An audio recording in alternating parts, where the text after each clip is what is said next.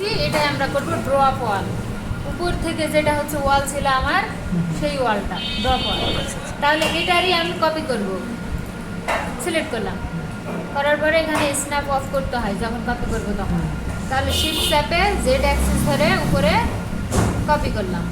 আচ্ছা, ড্রপ ওয়াল কয় ফিট হয়? ড্রপ ওয়াল আপনার 2.5 ফিট না? 2.5 ফিট হয় ছাদ বাদে, হ্যাঁ, আর ছাদ ছাদ বাদে। সহ 3 ফিট। 3 ফিট, হ্যাঁ। তাহলে আমি এখানে কিন্তু ছাদ সহ ধরছি 10 ফিট ওয়াল। হুম। তাহলে আমার এখানে হচ্ছে ড্রপ ওয়াল হবে 3 ফিট। 3 ফিট। তাহলে এখানে Z axis- মডিফাই এক্সট্রুড অ্যামাউন্টের ঘরে ও 3 ফিট আচ্ছা আচ্ছা। দিলাম। এখন আমি এটা জেটের ঘরে দিব 7 ফিট। নিচ থেকে যেহেতু কপি করছি 7 ফিট উপরে আমার 3 ফিটটা হবে। তাহলে 7 ফিট।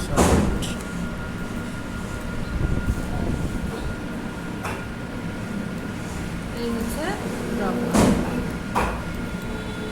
এভাবে সবগুলারই করতে হবে। এভাবে সবগুলা ড্রপ ওয়াল। আচ্ছা, ঠিক আছে। সময় হচ্ছে না কেন?